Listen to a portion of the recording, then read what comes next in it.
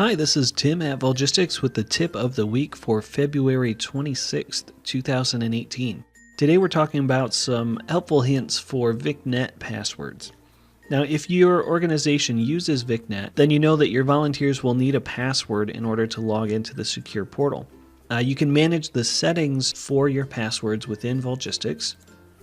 So if we go into Setup, then expand VicNet, and then click Ground Rules, you'll see here the password strength rules. So here you can make some decisions about how secure the password is and whether or not volunteers are going to be allowed to reset that right within VicNet.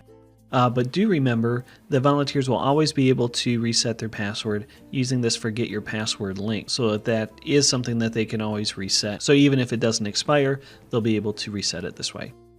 Also, system operators can change passwords for volunteers. So back in Volgistics, if I bring up a volunteer record here, on the Vic tab, we'll have an option to set a temporary password, which doesn't need to meet the complexity requirements. This can be a simple password, something that's going to be easy to communicate to the volunteer to let them know what it is so they can log in and set a permanent password.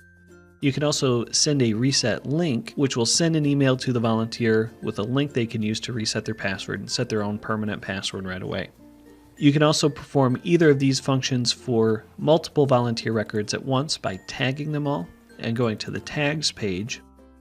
And here you can send the password link or set temporary passwords for volunteers all at once. In addition to that, if you send an email to volunteers, and I'll bring that up real quick here, you can use this password email code, and this will insert the reset link into any email that you send out. So one thing to keep in mind here is that by design, system operators are not able to view any saved passwords for volunteers. Those are not readable in the database, and that's for security. That's best practice for storing passwords.